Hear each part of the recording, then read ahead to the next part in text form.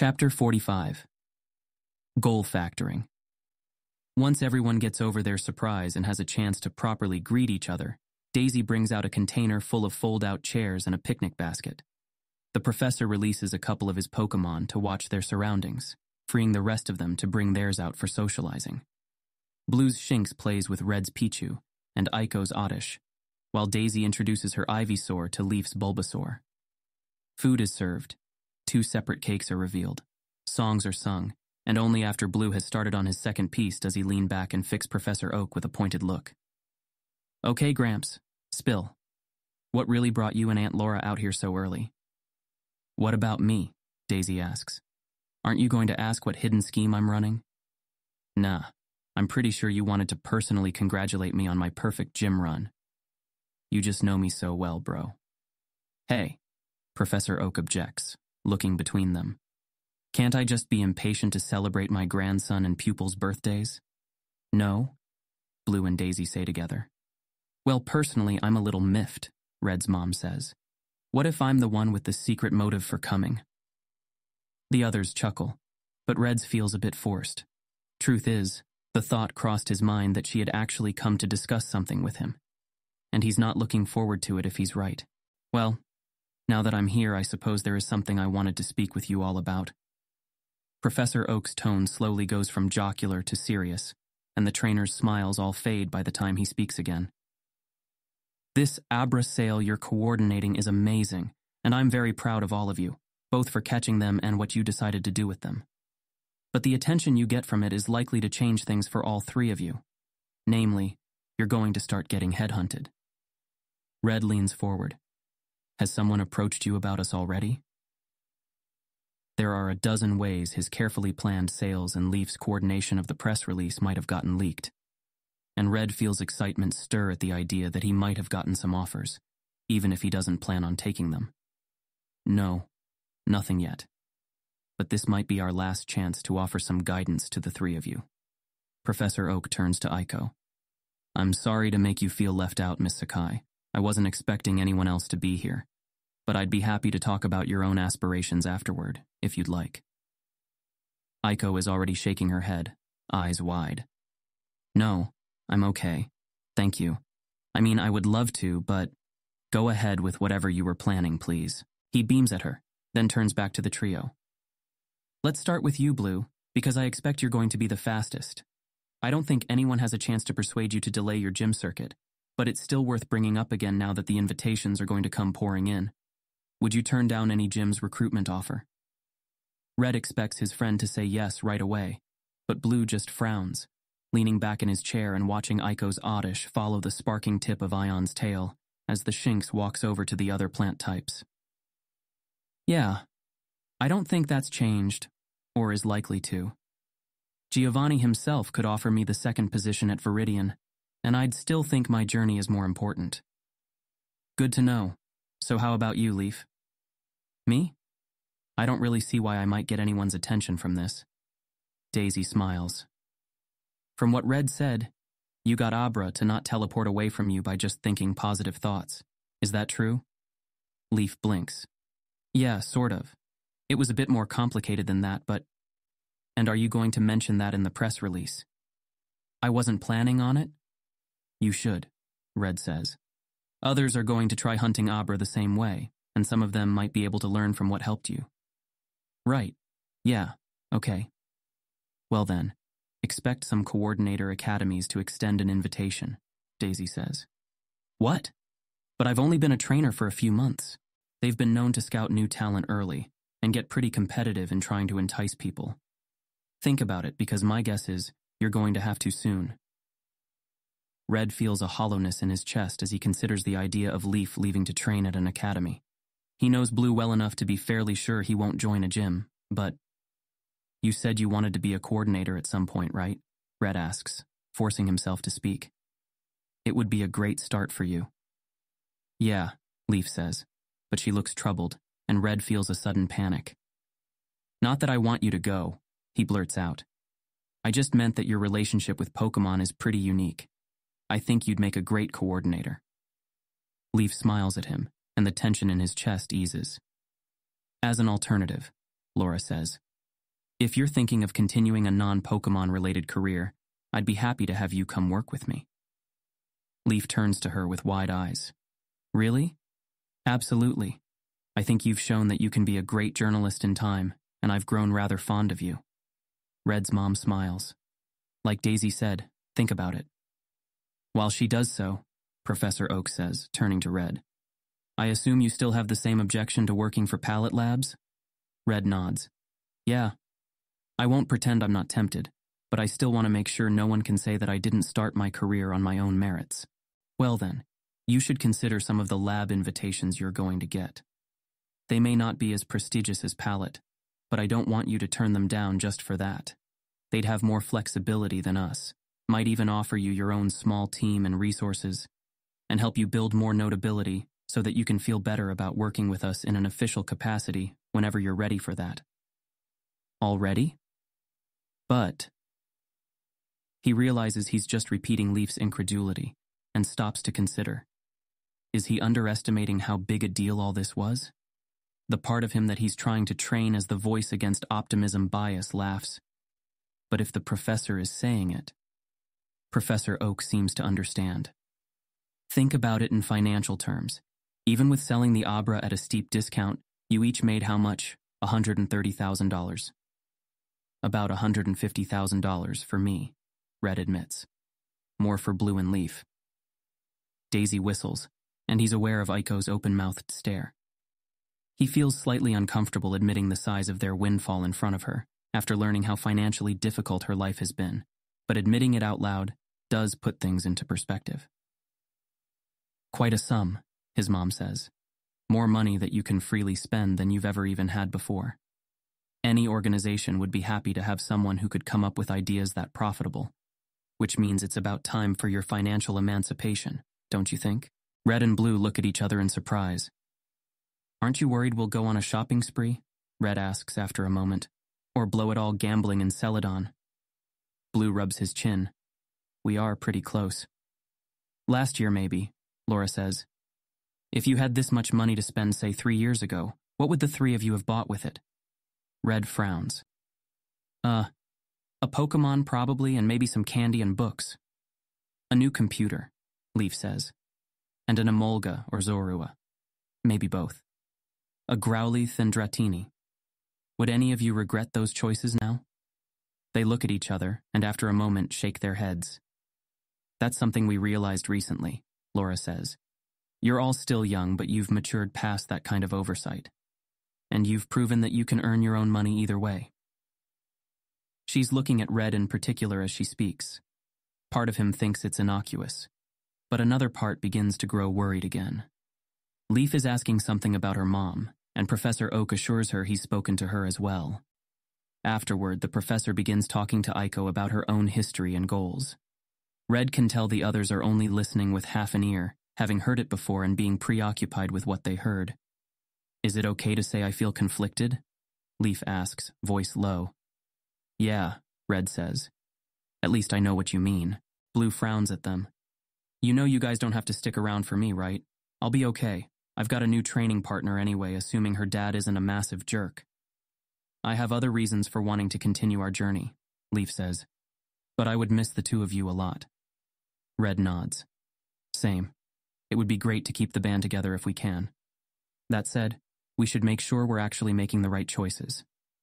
Do you guys know what goal factoring is? Leaf asks. Red and Blue stare in confusion. It's a little like a pro and con list, but way better. I used to do them all the time, when I had trouble deciding what career choice to try preparing for next. Mind if I borrow some paper, Red? Sure. He takes it out and tears out a sheet, then hands her his pencil. She scribbles on the paper, then turns it to show them. First, you draw a circle, then write inside it the action you're currently doing or planning to do. Then, you draw lines downward from it. At the end of each, draw another circle and write out the goals that action will fulfill for you. So I put traveling as my action, and the goals I put are seeing more of Kanto, meeting new people, catching new Pokemon, finding new stories to write, and spending time with Red and Blue. Aw, shucks, Leaf, Blue says with a grin. Hang on, there's more. She writes more, then turns the page again. On top, you write out the negatives. Dangerous is definitely one. Red nods. He's pretty sure his mom would be ecstatic if he decides that he'd rather study at a lab than continue his journey. Expensive is another, though that reminds me to add a new positive. Occasional riches, if Red figures out more genius catching techniques. Red feels his cheeks flush, and Blue claps him on the shoulder.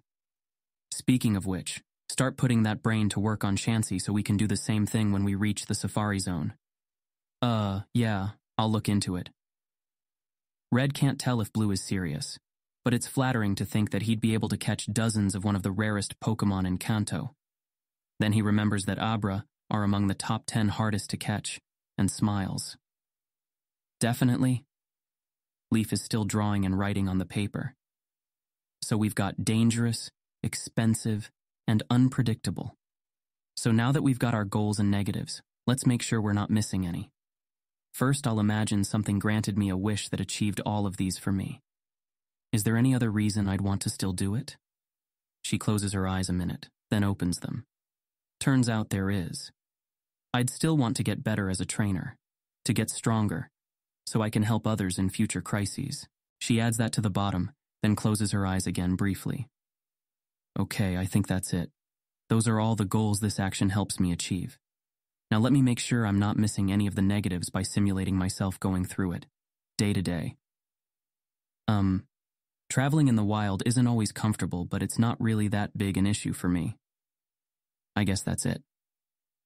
Red hands a sheet to Blue and takes out another pencil for him. Blue gives him a surprised look, but after a moment starts to copy Red as he draws the middle circle too.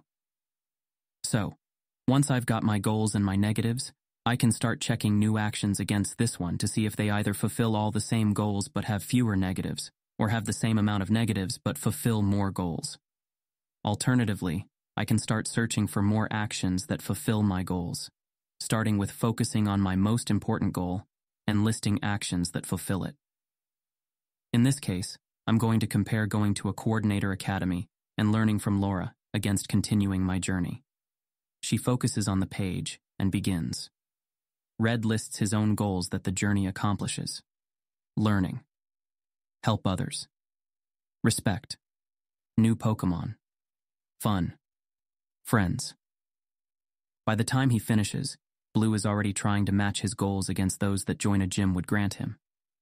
Daisy has taken an interest in what they're doing, and she smiles as she sees Red start matching up goals from research at lab, then stop at help others. That's a subjective thing, isn't it? She says. Is it more meaningful to help others in person, with your Pokemon, or do research that might help many more? I don't know, he admits. I think I'd still feel unsatisfied if I just stayed in a lab all day. He's thinking of the way his depression felt worse on the days he stayed in the trainer house. I can do research for a few weeks at a time in a city, but if I didn't know I'd be leaving at some point to continue our journey, I might go nuts. Maybe it'll be different when I'm older, but satisfaction is kind of important for this, Leaf says. But if that's the only thing bothering you, you can also resolve to take up another action, one that uses less of your time, to capture any extra goals that are left over. And research isn't your only option, Daisy says. Capture companies are going to be flooding you with messages, and they'll keep you on your feet and moving from place to place for sure. Huh. Red hadn't considered that. Getting jobs to catch specific Pokemon, particularly rare or difficult ones, would be an interesting ongoing challenge. Yeah, I think I'm done, Blue says. Journeying is still the clear winner for me as I figured. Leaf nods. Same here. I appreciate the offer, Laura, she tells Red's mom, who is listening to their conversation now too. But I'm enjoying traveling with Red and Blue too much, and finding new things to write about, and I think it'll grow my following faster to mix new articles and helping people, which is another reason to stay on the move too. That's quite all right, Leaf. Just know the offer is open whenever. Laura looks at Red, then says, Would you mind taking a walk with me, Red? Uh-oh. Sure. He stands up and stuffs the goal factoring paper into his pocket, then picks up a lantern and places Pichu on his shoulder before leading his mom out of the camp light. They walk for about a minute into the peaceful night, staying well away from the tall grass on either side of the road. Red waits for his mom to drop the hammer, but when she remains silent, he takes a deep breath. "So what's up?" His mom looks at him with a slight frown. "I wanted to make sure you're okay, Red. I've been trying not to pry after you told me what you were going through in Cerulean, but are you all right? Really?" Red blinks, then feels both a flood of relief and a twang of renewed guilt. "Right. That." "I'm fine, Mom, yeah. My teacher, Ayani, she helped me get a handle on things." "Oh, I'm so glad, hun," his mother says, voice soft. She gives him a brief hug, then begins walking again. "Was it bad?"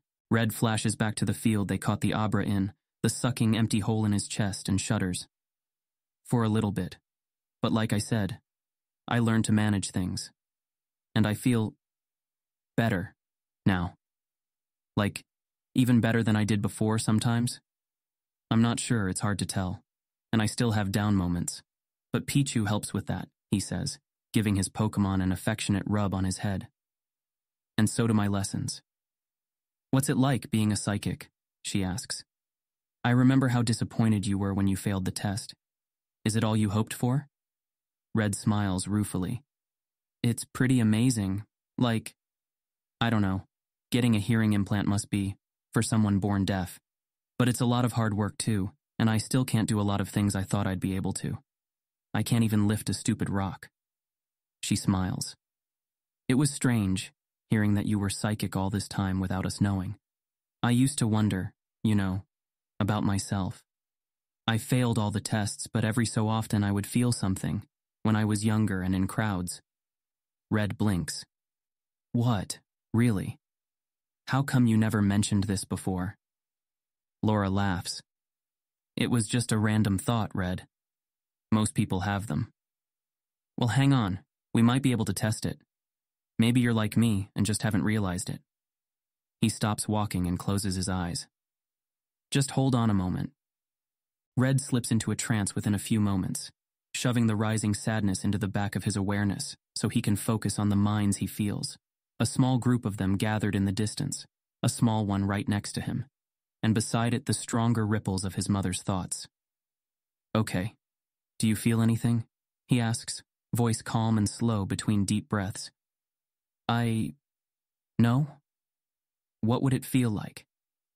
His mother sounds curious and a bit flustered. "I appreciate you trying, Red, but wait, I think I have to..." What was it he read about sensitives? They don't have enough power to do much of anything, but they could sense other psychics that enmeshed with them. "Okay, I'm going to try connecting our minds for just a few seconds. It will only give me a brief look at your mood and shouldn't hurt at all.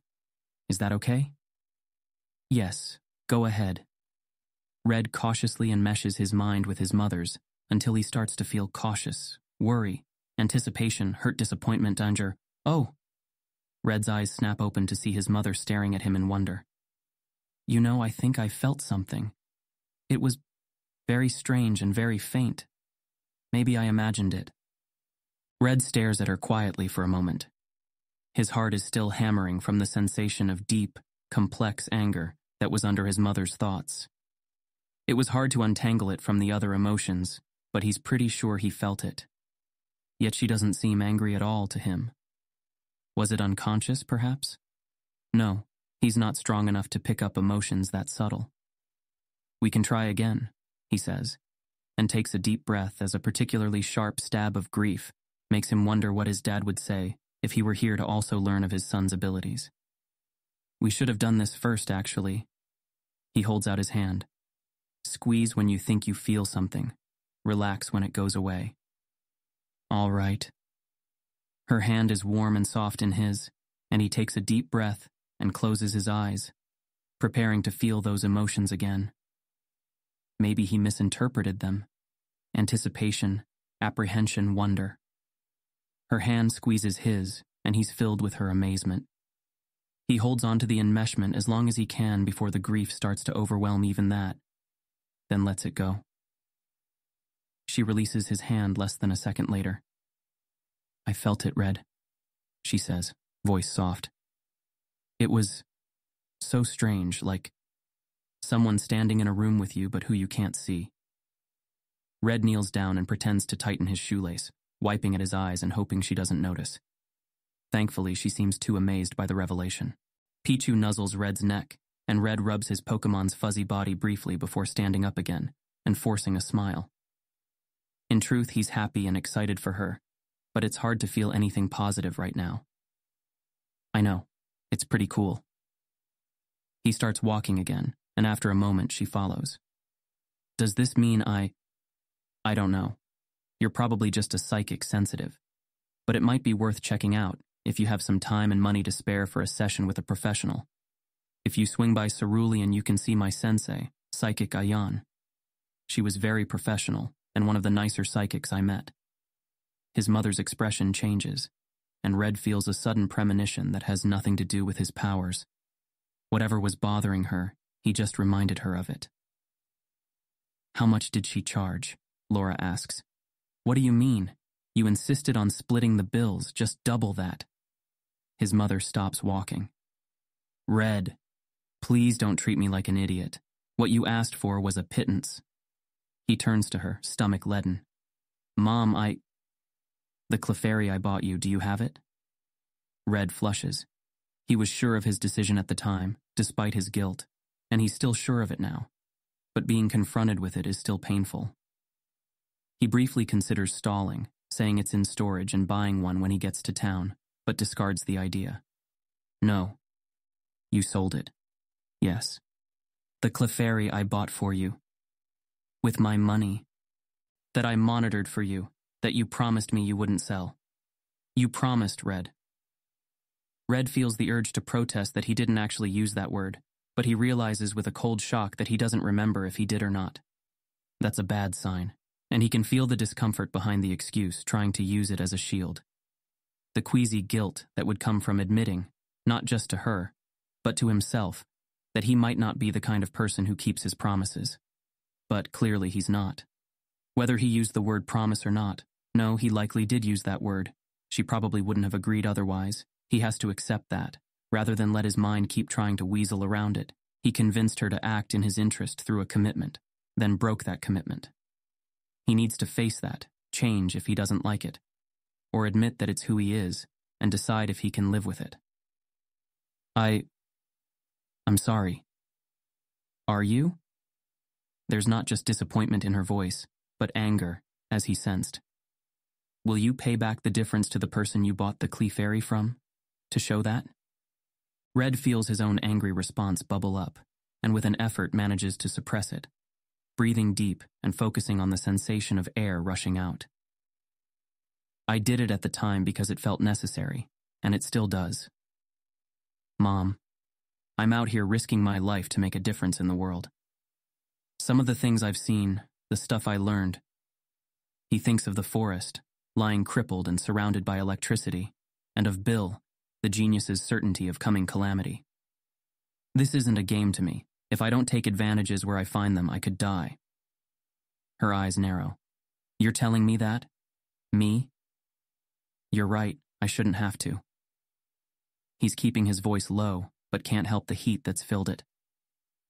I told you not to hold me to Dad's standard, and this is why. If this is the kind of thing he wouldn't have done, maybe he... Red can't finish, tears sliding down his face before he covers it with both hands and turns away.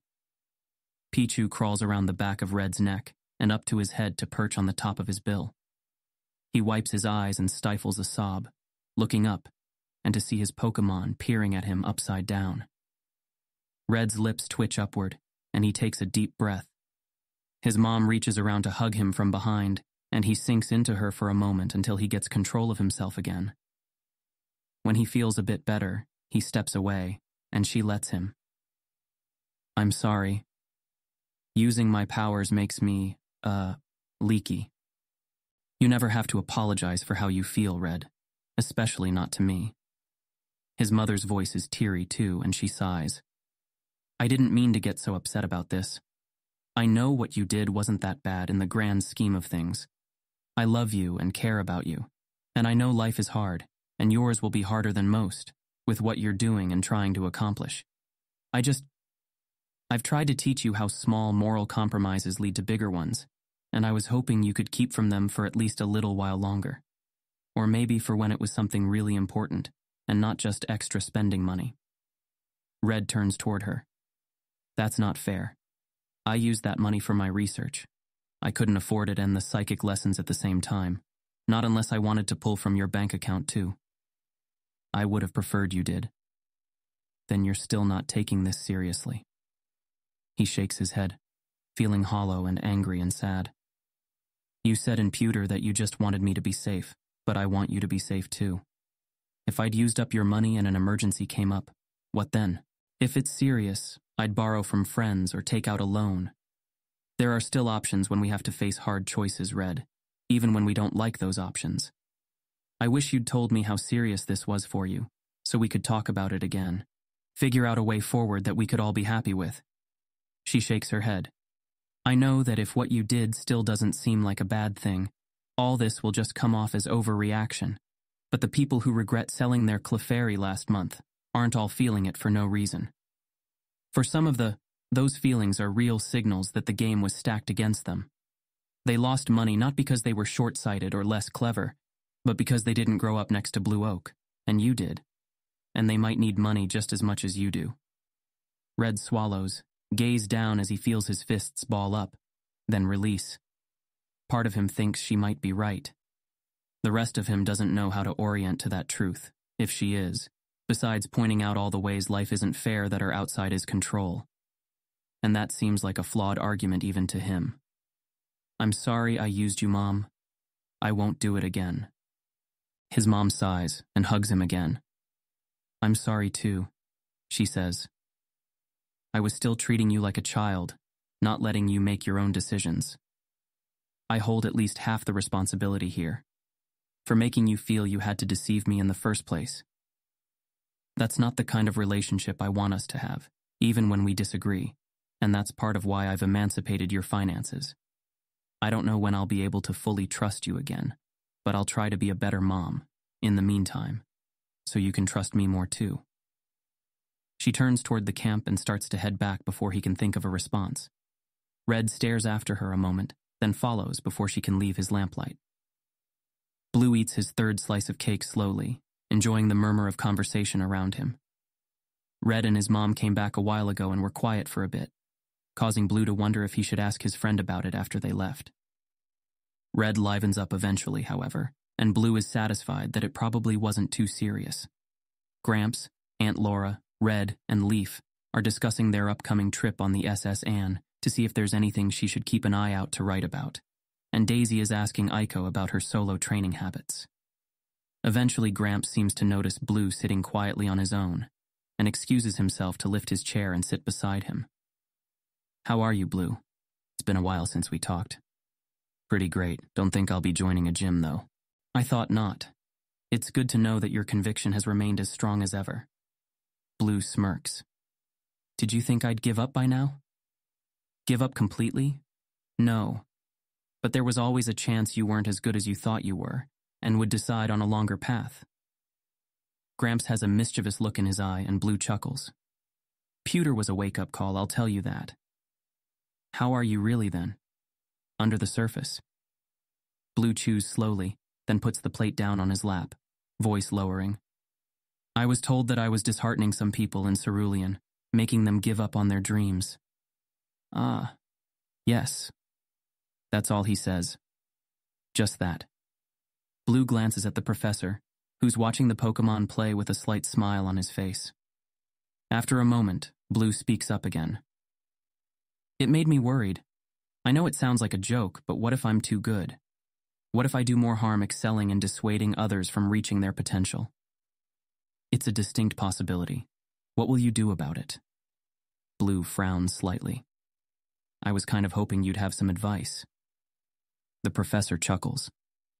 I can't see the future, Blue. You're trying to do something that's never been done before, and so you have no map to guide your way. That said, have you started reading Nobunaga's Ambition? Ah, no, he says, ducking his head. I got really distracted right after you gave it to me, training to beat Brock. and it just kind of slipped my mind. It's all right.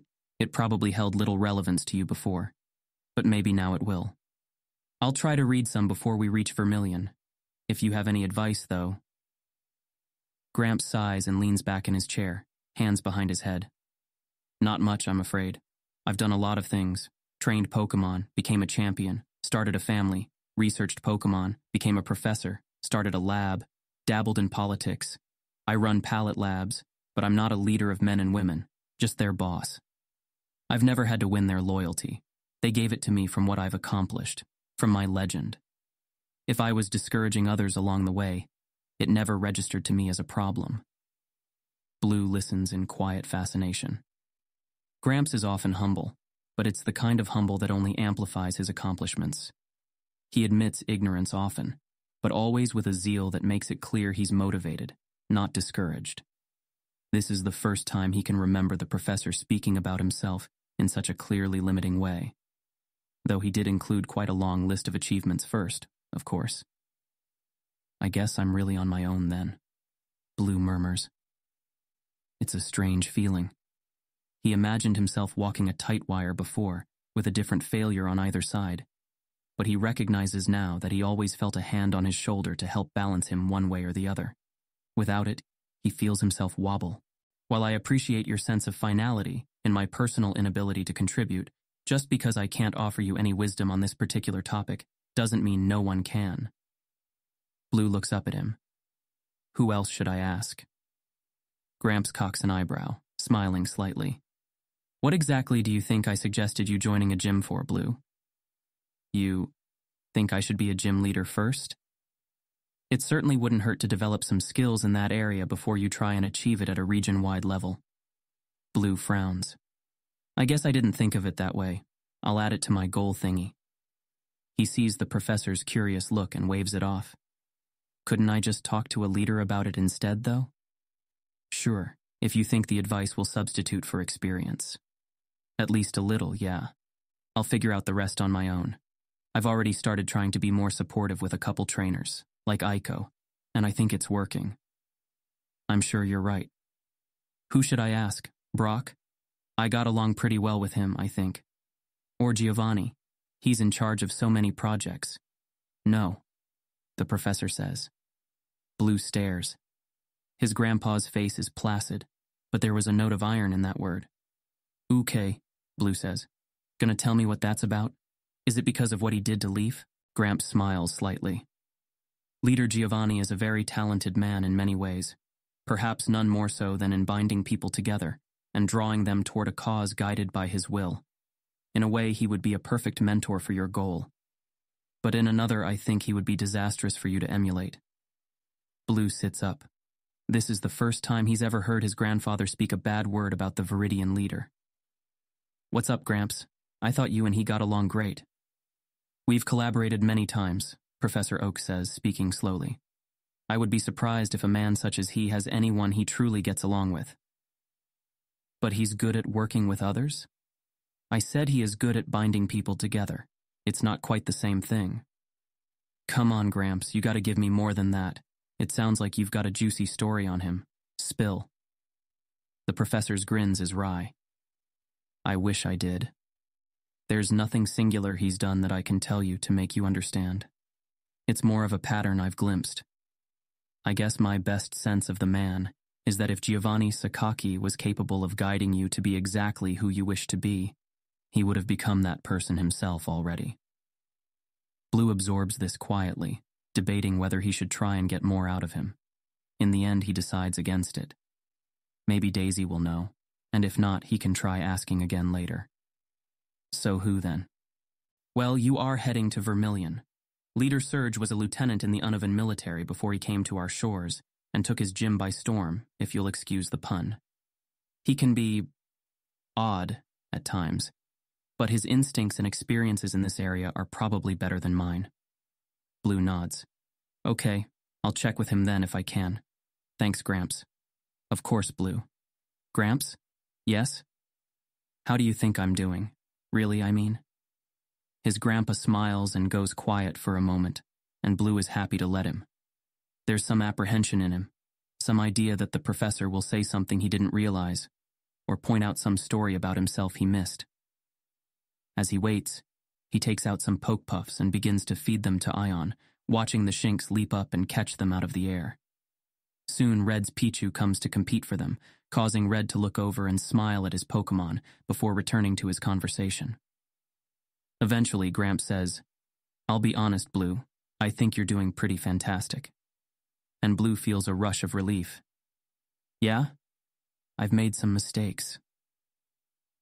Rather than dwell over his loss to Brock, he thinks back to the way he acted in the forest at first, and how mature and hurt Mary's Totodile. Blue blinks as his grandpa puts a hand on his shoulder. "Absolutely, but everyone does. Your 2 gym victories were both entertaining and skillful, without being so perfect that people might mutter about them being staged. Your various adventures along your journey have gained you a wide following, and the way you've comported yourself has shown that you're not just a strong trainer, but one who will put himself at risk to do the right thing." The professor is smiling at him, the full, warm smile that only he seems to be able to beam straight into Blue's heart. "Not a day goes by that I don't wish your parents were still with us, but I particularly miss them at times like this. They'd be so proud of you, Blue." "As I am." He squeezes Blue's shoulder, then lets his hand fall. Blue turns to their Pokémon as he tosses out another piece of Poke Puff. There's a lump in his throat, but eventually he's able to speak past it, voice low. "Thanks, Gramps." The 2 watch the Pokémon play on the grass as the others chatter and laugh, and the stars wheel overhead. Red lies in his bedroll, hands behind his head and staring up at the sky. He just finished his watch, but he's not tired in the least. His mind keeps going over the conversation with his mother, her tone, her expression. He could have handled all that better. He still agrees with everything he said, though, so maybe he should stop agonizing over it and focus on something else. He watches Leaf set up for her watch and is reminded of the goal factoring sheet. He takes it out and examines it once again. Is the journey really the best use of his time and effort? Or does he just feel that way because he doesn't want to leave Leaf and Blue? Should he keep putting himself at risk and potentially making morally compromised choices just to maximize his chances? He doesn't want to become a recluse like Bill, but there's probably a middle ground. "Having trouble sleeping?" Leaf whispers. Red looks up to find her watching him. "Yeah." "Everything okay with you and your mom?" "Not really." He sighs and lowers the page to his chest as he explains what happened. Leaf is quiet for a moment after he finishes, then simply says, "That sucks." "Yeah. This is the first time in years I've felt like I disappointed her. About something that matters, you know. And I did it deliberately too. I feel like an asshole, but also like I do the same thing again. So what does that say about me? That you're sorry that your different goals hurt others, which isn't a bad thing. Beats the alternative, at least." Red snorts. "I guess. I'm just not sure how to make it up to her, you know?" "Yeah, I do." "Right. How are you and your mom doing these days?" "We're okay. A bit better, and she said it's water under the bridge, but I can tell she's still upset with me, or disappointed, or something. I missed her tonight. For a crazy moment I thought maybe she'd show up too, but she's really busy and it's so far." Red feels a stab of sympathy. "Been homesick?" "Sometimes. I don't want to go back, though. Not just because of my pride after fighting for so long to come here. I'm really enjoying our journey. And your mom has been a great help. Her offer was really sweet." "Yeah, she's like that," Red murmurs, feeling guilty again. "Don't worry, Red.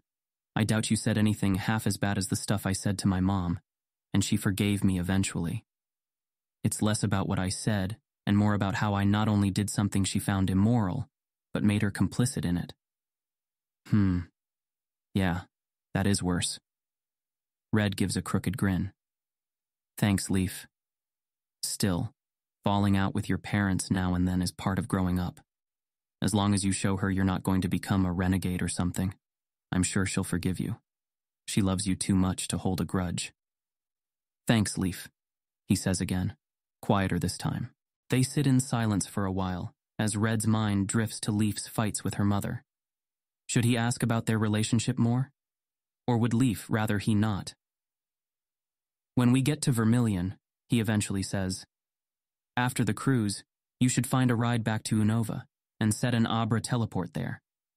Then you can come back and go visit whenever you want. You think so? It's a long flight. For sure, we won't mind waiting around. At least I wouldn't, and I'm sure Blue and Aiko won't either. Thanks, Red. I'll think about it. He can hear her smile. Now get some sleep. Yes, ma'am. He closes his eyes and centers himself on his breathing, focusing his mind on the calming sensations until he drifts off. Leaf wakes Blue for his watch, then lies down and relaxes. Guard duty always makes her shoulders stiff, and she considers getting a sofa chair to carry around in a container just for watches, though it would be harder to look behind her if she does. She sees in her periphery as Blue sits down for his watch and takes a book out, and notices her confusion. After about 30 minutes of not being able to sleep, she decides to interrupt him. Hey, Blue. He looks up. Yeah? What did you say to me that day on the mountain when the Graveler self-destructed? I think it was, we should be dead? Why? Leaf smiles. Just checking to make sure you're really you. What? Never mind, private joke. What you reading? Oh, remember the book Gramps gave me in Pewter? Thought I'd finally get around to reading it. Ah, what's it about? Nobunaga's rise to power. Oh, you might not know. He was the warlord that started the unification of the continent, way back in the Dark Ages. He and his men went from region to region, beating the other warlords and either retaming their Pokemon or getting their men to join his cause. Wasn't the nicest guy, though. I think Gramps wants me to learn about leadership, the good and the bad kinds. Or maybe the effective and the dangerous kinds. Yeah, something like that. I think you'll be the effective kind. She's staring up at the sky, but she can sense his surprise. Of course I will. What in particular makes you think so, though? Leaf smiles. You care about it so much. You're not just after a goal. You want to make sure you're on the right path to that goal. You care about the process. I don't know. Maybe I'm wrong. But I think that's the important thing. Caring about the process enough to let it guide you to what you want, rather than let your goals override everything else. Is that related to goal factoring? Probably not. I'm kinda tired, so I'm mostly just thinking out loud, she says, hearing the drowsiness in her own voice. I'm thinking more about science, I guess, or journalism. If you want to discover things or cause a sensation, you might not be as careful as you should be in doing things right. But I think the process of goal factoring is important too, even if you don't end up changing your current actions or behavior. Yeah. How was your talk with Daisy, by the way? Think you'll go try and get your coordinator license? Or work with Aunt Laura? Not anytime soon. There's still so much of your region I want to see. So many people to meet. I've got to learn more about them. Leaf thinks of all the people she met at the museum and dig site, and the angry words she left Zoe Palmer with. Get better at talking to them. Well, I think you'll be effective at that too. Changed my mind on a few things since we started out. Not even Red's had so good a track record with that. Leaf smiles, eyes slipping closed. You just know him too well, too personal. Thanks, though. If you say so. Get some sleep, huh? Yes, ma'am, Leaf echoes, and is out before she can hear his confused response. The next day they're woken by early morning traffic along the road, and by the time the sun finishes revealing the fields around them, they're back on the move. The ride goes quietly at first, everyone besides Blue still waking up after their late night. He doesn't mind the silence, thoughts still on his conversation with Gramps. It was good to see him and Daisy again. Blue has enjoyed the journey so far, but he realizes he missed them a little. A threat of homesickness he barely recognized courted through his past couple months. By their first rest stop, everyone has woken enough to have sporadic conversations, and after eating, Leaf brings her Pineco out for some basic training. Red follows suit. But when Blue spots Aiko sitting and watching, her own Panico not yet registered or conditioned, he walks over to her instead of joining them. So, fancy a battle? She smiles and stands. You're on. What kind? I'm going to use just my Wartortle so I can practice tighter control and less lethal attacks. You can use whatever Pokemon you think you'll need to win. The same challenge he gave Red a couple days ago should give him a better measure of her training competence. She runs her hands over her Pokeballs, face contemplative. Okay, I'll take my Oddish, Sandshrew, and Raticate. Sandshrew, huh? Okay, show me what you've got. They move away from the others. Go, Maturin. Go, Oddish. Bye. Eero. Dodge! Blue yells instinctively, with no idea what to expect from the custom command. A cloud of purple spores puff out and envelops Maturin a moment after her ice beam hits, the Wartortle unable to get away on time. Blue's battle calm keeps his surprise from disrupting his concentration, but he feels a stab of gratitude that Oddish can't learn Leech Seed. 60. 59. 58. Aiko withdraws her frost-covered Pokemon. Go, Sandshrew! Arrow! What? Bubble. Arrow turns out to be Sand Attack, which at least cures him of the confusion in expecting a Sandshrew to know Poison Powder. Using the same word for two different Pokemon to use two different moves, he thinks of his sister's recent discovery with Clefairy and wonders if some changes in intonation are at the root of her code. He shoves the thoughts aside for later consideration so he can focus on the battle. 53, 52, 51. Her Sandshrew's cloud of dust makes it hard to aim the explosive bubbles, and Blue is proud of his Pokemon for simply shooting them in a wide spray. But another cone of sand completely obscures her a moment later, making any aim impossible. Tackle. Arrow 2. What? Blue runs around the dust cloud to get a clear view of his Pokemon as she dashes out of it, only to see the Sandshrew dive into the ground. Withdraw! 45. 44. 43. Maturin sinks into her shell just as the Sandshrew bursts out of the ground beneath her and knocks her away. Gee Bubble! He almost used a water gun, but he's determined to stick to weak attacks, as promised. Arrow 2. Aiko says again, and her Sandshrew dives back down, but not before one of the bubbles hits his back. Withdraw! Shit, was I approaching 40 or 30? Start at 35, 34, 33. Bubble! Maturin sticks her head out and spits some bubbles out just as the Sandshrew emerges again, and this time it takes the attack head-on as it knocks Maturin away. The bubbles send it bouncing along the ground across the battle area and closer to Red and Leaf, who quickly withdraw their Panico and back away to make room. Sorry, Aiko shouts as she runs over to her Pokemon and withdraws it. Go, Sneaker. About 20 seconds. Maturin emerges from her shell, pale blue ears and tail drooping as she breathes hard, one hand rubbing at her face. Gaw! Fast! The Raticate leaps forward in a burst of movement, hitting Maturin before more than a tiny spurt of water shoots out.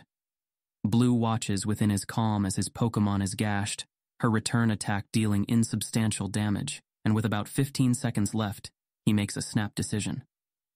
Maturin, return.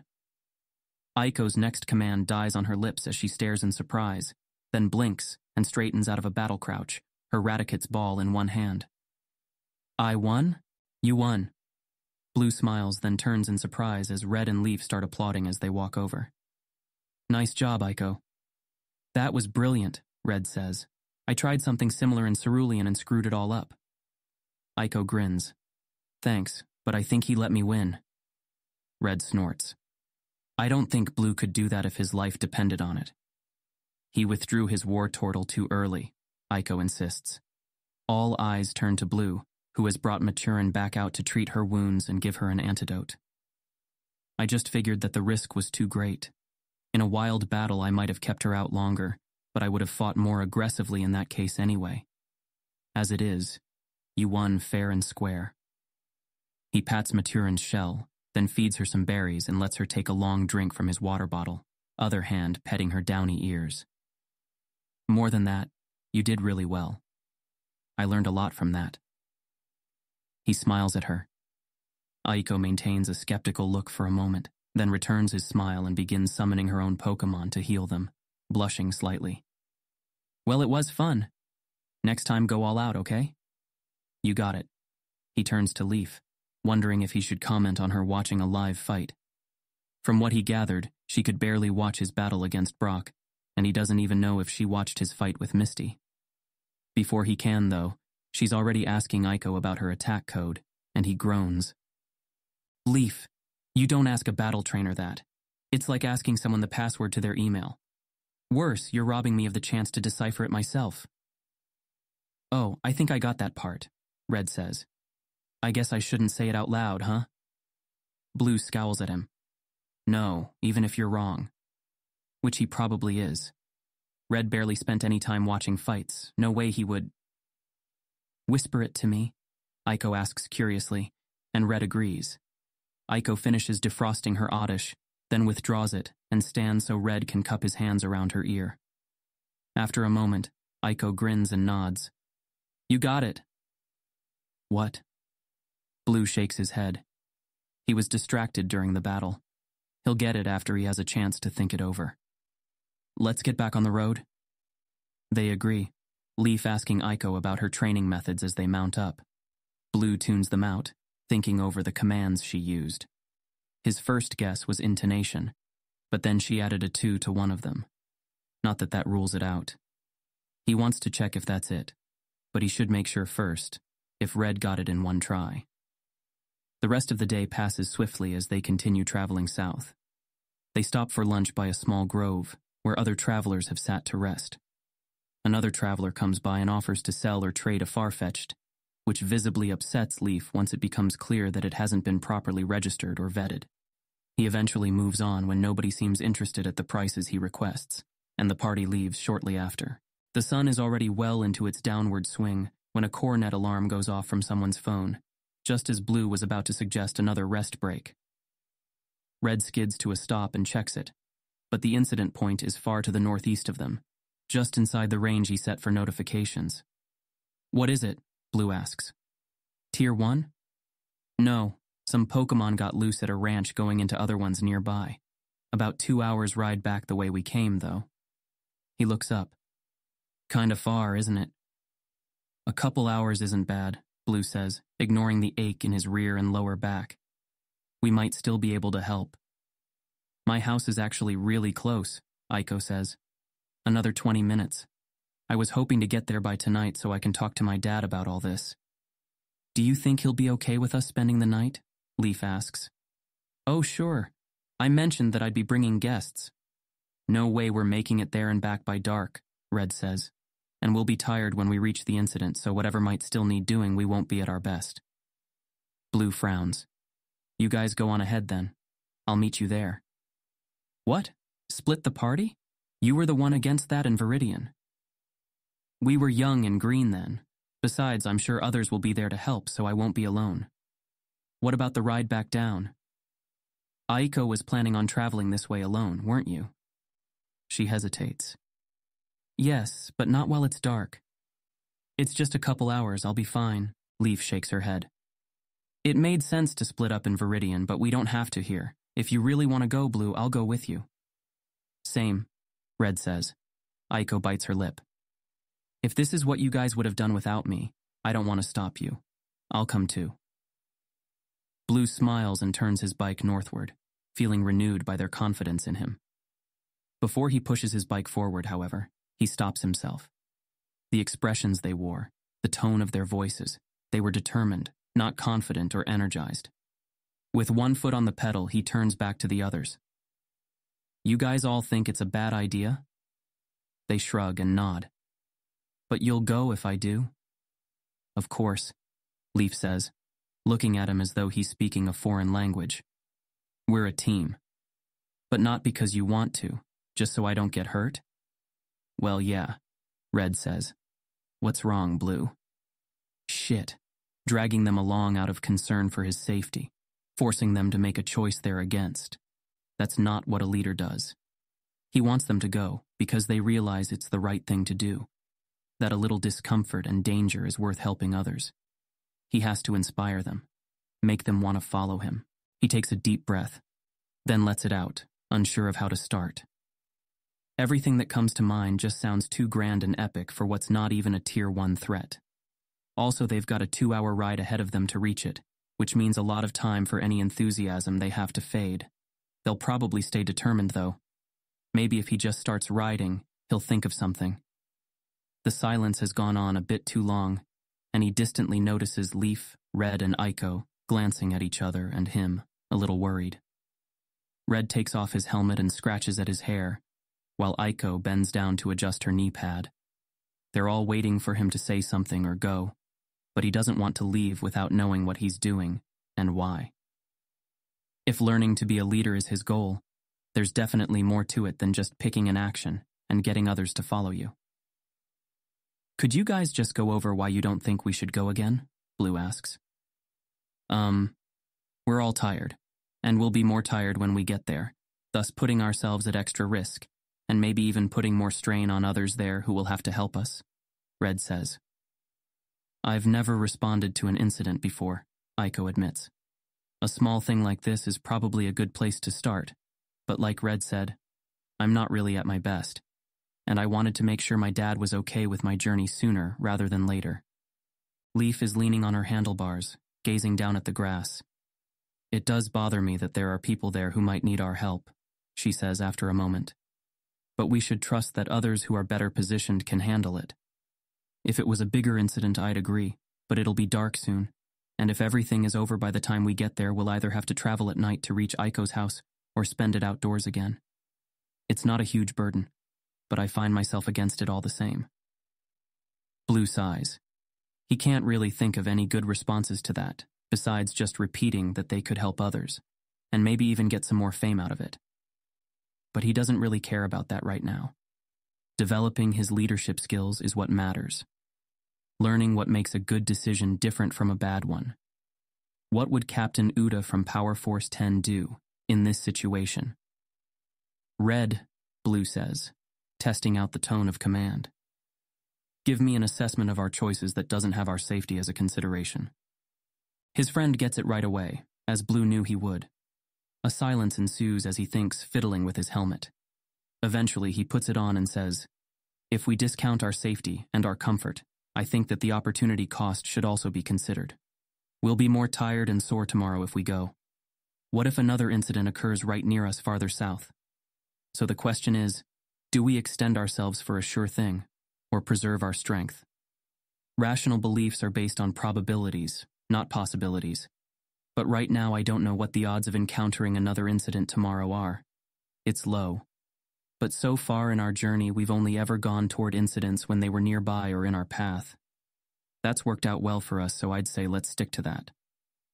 Blue nods and turns to Leif. Do you think we'll be able to live with ourselves if something really bad happens and we chose against it just to spend a night indoors? Leif gives this careful consideration as well, tucking her hair behind her ear as she wobbles her bike slowly back and forth between her legs. I think if that happens, we'll regret not going and update our actions in the future, Leif says. But that's as it should be. I don't think it would cause trauma. Aiko looks wary before he even turns to her. I don't really know what you guys are doing, she admits. So I'm not sure how much help I can be. Blue grins.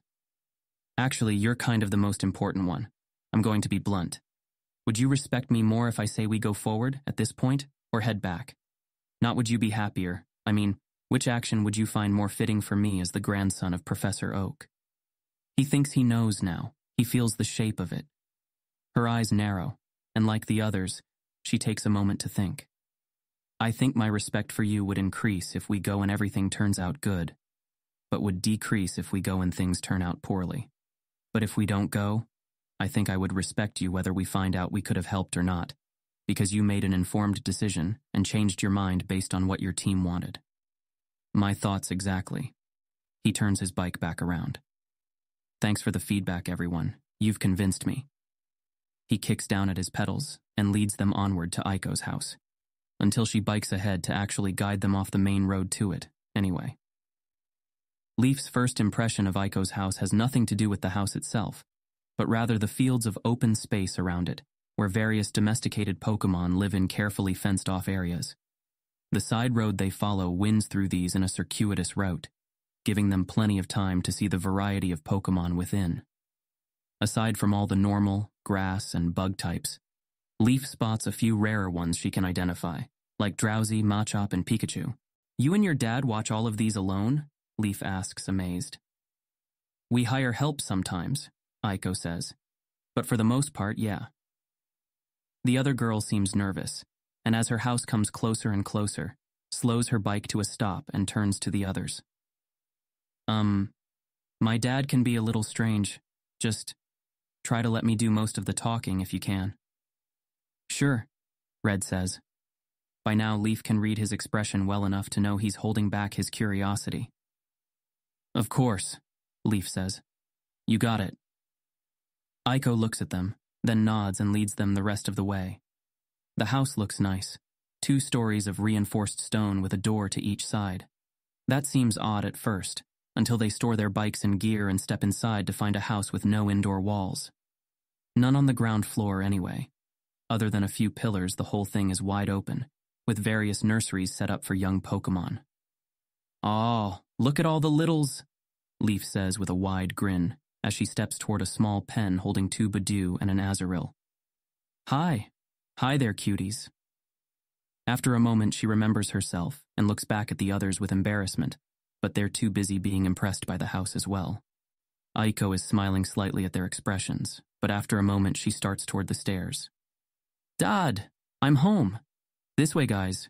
They follow her up the stairs and into a much more traditional-looking house, with a small kitchen and living room area, and some bedrooms. A thin man in a loose button-up shirt and khakis stands with a baby Meowth in the crook of his arm being fed from a bottle. Hello, he says, and bows slightly before peering at the group from behind wide glasses. Pleased to meet you all. Won't you have a seat? This one's almost done. Leaf resists the urge to coo over the tiny kitten, its forehead coin no bigger than her pinky nail. Instead, she goes to the couch with the others, except for Aiko, who heads over to the kitchen. You guys want anything to eat or drink? I'll serve dinner in about an hour, Mr. Sakai says. I'm okay, Leaf says, and the boys agree. Aiko pours herself some juice and comes to sit in one of the chairs beside them while her dad goes off somewhere with the Meowth. You guys have a serious operation going here, Red says, voice low. How much time do the Pokemon spend out of their balls? Most of it, she says. We only cycle them out for bed. I'll go help him feed everyone before we eat, then return them to their balls after, before it gets dark. Leaf's mouth drops open.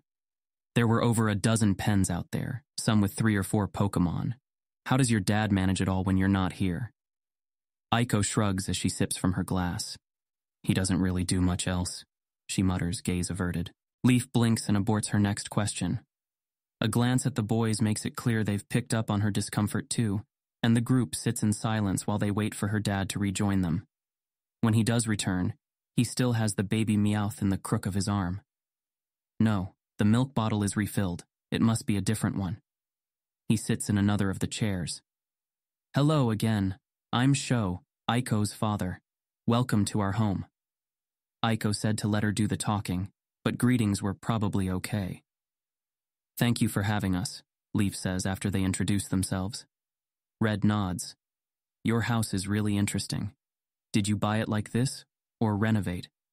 Dad renovated, Aiko says, to make more room for others. There's never enough space, Mr. Sakai murmurs. His speaking voice in general is low, but Leaf barely made this last line out. So many in need. So, Dad, Aiko says, there's something I wanted to talk to you about. Yes, dear? He asks, gaze on the Meowth. Leaf sees Aiko's nervousness through her relaxed posture, a kind of forced stillness. I told you that Leaf, Blue, and Red all rode down here with me from Cerulean. Yes, how was your trip? He asks. Did you enjoy the city? Aiko hesitates, then nods. It was lots of fun. And I'm happy with the bicycle, thank you. That's where I met them, buying the bike. She usually takes public transportation, he says to the 3 without making eye contact with any of them. I think she's old enough for a bike now, though, don't you? Aiko's fingers tighten around her glass. Dad, they invited me to travel with them. Mr. Sakai is silent. His gaze is distant, staring off between them all. After a moment, Leaf realizes she's holding her breath. No, he says at last, in that same quiet tone. He shifts the kitten on his arm. No, it's too dangerous. When you're older, you'll stay here, learn more. Dad, I won't be traveling alone. I can go with them. We'll keep each other safe. The Pokemon need you. It's not safe. Maybe when you're older. They traveled to here from Pallet Town, Dad. They're strong, we can… Pallet Town? He turns to them again. It's a lovely place. I used to enjoy visiting the beaches with my family when we lived in Viridian. After a moment, Blue speaks up. Yeah, the beach is a lot of fun. He glances at Aiko, whose cheeks are flushed. I fought Leader Misty, Aiko says, glass trembling in her hands. I won. Look. She shows him her Cascade badge. I'm a good trainer. I can take care of myself. Her father stands. This one's done. I should prepare dinner. Please enjoy your stay. He pulls the bottle away from the Meowth and carries it to the room. Leaf doesn't know what her expression looks like, but she imagines red and blues are a good enough reflection of it. Aiko, meanwhile, has a carefully blank face. Her fingers so tight around her glass of juice, Leaf suddenly worries she'll shatter it. It's okay, Aiko says, voice hollow. I'll talk him around, maybe after dinner. What's wrong with him? Blue asks. Blue, Red whispers. Not cool. What? It's like he barely heard her. We're guests here. No, it's all right. Aiko puts her glass down. Leaf lets out a breath of relief and curls up in her chair, legs drawn to her chest. That's just how he is. He decides something and it's so. He doesn't listen to anything that disagrees, doesn't even acknowledge it. But he doesn't get mad, no matter what I say or do in return. He just goes on acting like it's decided. It's like fighting with air. Aiko rubs at her face, and Leaf is about to act on a sudden impulse to get up and hug her when she stands instead. Please, excuse me. I should start feeding the Pokemon. Please make yourselves at home. Leaf and the others watch her go, then sit quietly for a moment. Blue's arms are crossed, brow furrowed. Red looks puzzled but also sorrowful. What is it, Red? He's just really sad, he says. I could feel it even without merging with his mind. The feel of him is just quiet, slow drips, sad. He shakes his head. Sorry, it's hard to describe. Damn selfish of him, I say, Blue says, voice bitter. She's a good trainer and he's trying to keep her here because he's afraid. She should just leave. She has her license. I'll pay her trainer house fees and cover her food. That's good of you, Blue, but I think that kind of falling out with her dad would be pretty distracting. Red glances at her. Leaf nods. If there's any other way? She stands. I'm going to go talk to her, maybe help out with the Pokemon. Leaf heads for the direction Aiko went in, leaving them to debate further. She finds Aiko in what must be her room, listlessly lining her new Pineco Ball lenses up with a really old Pokédex model that's as thick as a book. Leaf knocks on the open door. Mind if I come in? Aiko rubs at her cheeks, then shrugs. Leaf enters the girl's room and looks around. It's nice, filled with books and electronics, half of them opened, and with their silicon guts spilled out in carefully separate piles. Posters of various Pokemon adorn the walls, all done in a particular impressionist style, with overlapping swirls of color that almost seem to spread into the pastel walls around them. Aiko, are you all right? The girl looks up, eyes red. What do you think? He's not going to let me go, I know it. I said I'd convince him, but I don't know how. And I don't want to leave him alone without his blessing, without knowing he'll be okay. Ever since Mom, he's been sad, Leaf whispers, and sits on the bed beside the girl to hug her against her side. Aiko nods against her shoulder. I understand. We all do. Red's dad was a ranger. He's still not over it. Blue lost both his parents. It's what drives him so hard, I think. My mom and I fought like crazy before I came to Kanto, because she wanted me to stay in Unova, where I'd be safer. What did you do? I made it clear that I'm a person, not a Pokemon she can keep in a ball. That respect only lasts if it's earned, and that if she wouldn't let me prove to her that I was ready to make my own choices, I would lose respect for her and myself, and she'd never be able to get it back. Aiko shifts to stare at her. You said that to your mom? Leaf shrugs, cheeks flushing. I'm paraphrasing a little. It wasn't really that polite. But you're so charming? Leaf grins and Aiko giggles.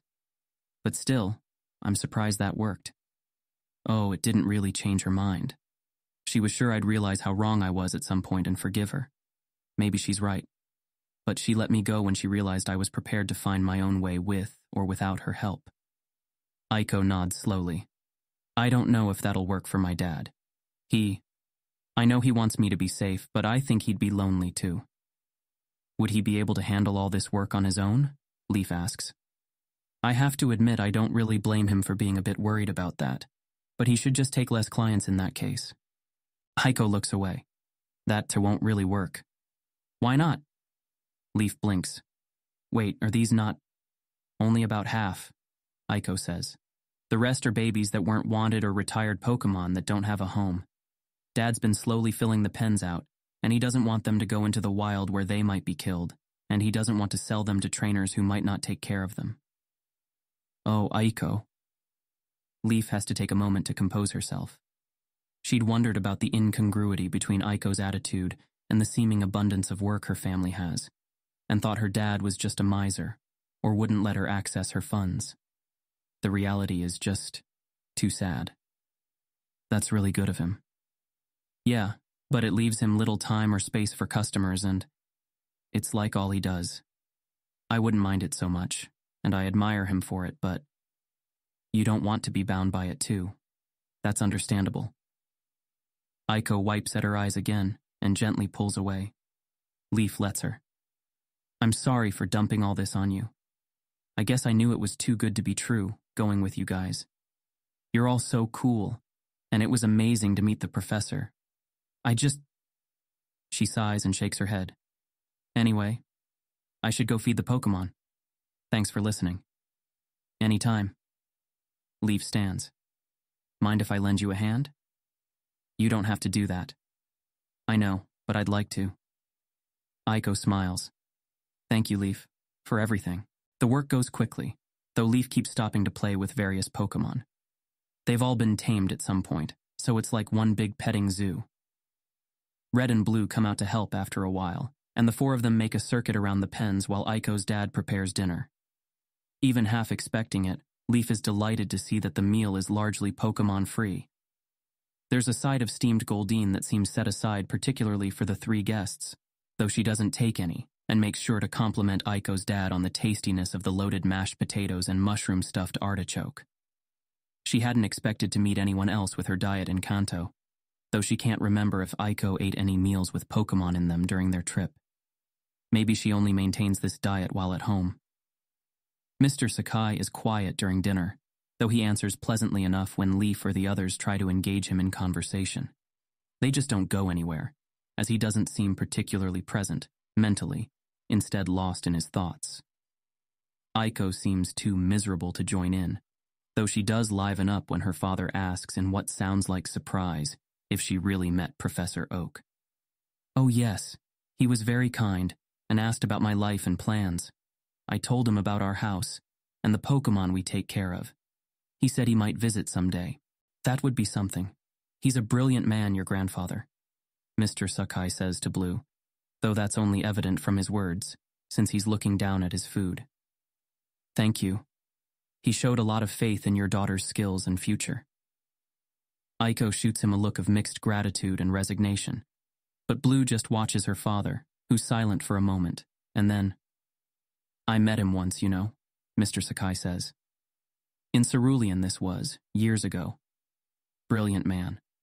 Taught me a lot about Pokemon when I was starting out. And so it goes. After dinner, they go around and help return all the Pokemon to their balls. Then Red and Blue prepare to bed down in the living room while Aiko shows Leaf to her room. It feels a bit unfair to have a guest room to herself, but she enjoys the shower and offers it to the other two when she's done. While they take turns with it, she finds Aiko in her room again, checking on the progress of her Pinico's registration. Takes a while, huh? Leaf asks. Yeah, I'm going to let the other one run overnight. Aiko, would you mind if I talk to your father alone? I know you told us not to, but what have you got to lose, really? Leaf, I appreciate it, I do. But you guys have done enough for me. I didn't bring you here so you could convince him. I just hoped he'd see for himself that I'd be okay. Would you let me try anyway? I have an idea, and I would hate to leave without you and not know if it could have worked. I won't say anything that gets you in trouble. Aiko smiles. I don't know what you could possibly say that would do that, but okay, sure. Why not? Cool. Should I just knock on his door? Yeah, he should be up. Leaf goes and does so. There's a pause, and then the door opens to reveal Mr. Sakai in striped pajamas, blinking at her from behind his wide glasses. Yes? Hello, Mr. Sakai. Would you mind if I spoke with you in private? There's a pause that she's getting used to, and then, of course. He opens the door wider and she enters. The room is Spartan, with a bed, dresser, writing desk, and crib that contains the Meowth kittens. Leaf spends a moment cooing over them. What are their names? None yet, he says, sitting on his bed. Bad luck at this age. Not all of them make it. Leaf remembers Red and Blue telling her about Kanto superstitions. They're adorable. Did one of the Pokemon outside have them, or... Yes. I'll have to move some of the Pokemon around to make room in their mother's pen for them. I'm not sure how yet. Some of the other Pokemon may stay in their balls more. He's more cogent now, talking about his Pokemon. Leaf hoped that would be the case. She sits in the chair by the desk. That would be terrible, having less time outside. Yes, it's a tragedy, so many of them locked away, not existing, for hours at a time. Leaf is glad she left her Pokemon belt in her room. Is that why you don't sell some of the Pokemon to trainers? Mr. Sakai doesn't ask how she knows that. Too risky, dangerous, and they'd spend most of their time in their balls. It's not fair to them. Leaf tries to keep a running tally of his concerns in mind. She remembers Laura telling her about how understanding others' values is integral to convincing them to change their minds, and knows that understanding their goals works the same way. What about others? Some older folk looking for company? No. They die and leave them behind again. Some can't care for them well. Kids, then, looking for pets? Same. And they grow older, become trainers, use them to fight, or sell them to buy one with better training. Leaf nods. You care about the Pokemon a lot, don't you? Yes. So many of them need help, a safe place to stay. Your wife cared about them too? A tear drips down Mr. Sakai's face. Leaf stares in horror, about to apologize when he says, yes. For a moment he looks at her, really looks at her, then looks away again. Like you. Leaf nods, not trusting herself to speak. Did he mean because she didn't eat Pokemon either? For all he knows, she just doesn't like fish, but he seems certain. But you're a trainer. I am. To help them, learn from them, find ways to save them if I can. You can't. Not all of them. No, Leaf whispers, remembering Red's Hoot Hoot and the Pokemon on the mountain that attacked them. Not all of them. It's not safe. It's never safe, Mr. Sakai. If an incident occurs around here, some rampage or attack, who will keep all the Pokemon here safe? If girls like your daughter don't become trainers, humans and Pokemon will just keep fighting and killing each other. He's quiet at that, then says, it's very peaceful here. Aiko's a good girl. She helps, cares for the Pokemon. She should stay. Learn more. Leaf almost sighs. What do you want, Mr. Sakai? For her to be safe? She's not. Aiko is secretly training already. She's surviving on a pittance because she can't ask you for help. If she doesn't have your support, she'll just leave someday without it. She's a good girl. When she's older, she'll be ready. Leaf tries to think of something else to say, but she finds herself wanting to get angry. Say something that would hurt him, get a rise out of him the way she did with her mom. Instead, she stands, heart leaden. Think about it, Mr. Sakai. We'll keep your daughter safe, if she comes with us. If she doesn't, I'm worried she'll get hurt on her own. He doesn't answer, gaze on the kittens in the crib. Leaf gives him a minute, But when he still doesn't say anything, not even one of his usual refrains, she heads for the door. "Oh," she says, turning back with her hand on the doorknob. "You should consider advertising as a petting zoo. Let kids come and play with the Pokémon under supervision. Might help you pay for more space. They'll get more attention, and the kids can learn more about the Pokémon, grow to care about them more." Leaf smiles. Just a thought. She leaves him there in his silence and goes to bed, unable to face Aiko's disappointment, or her own.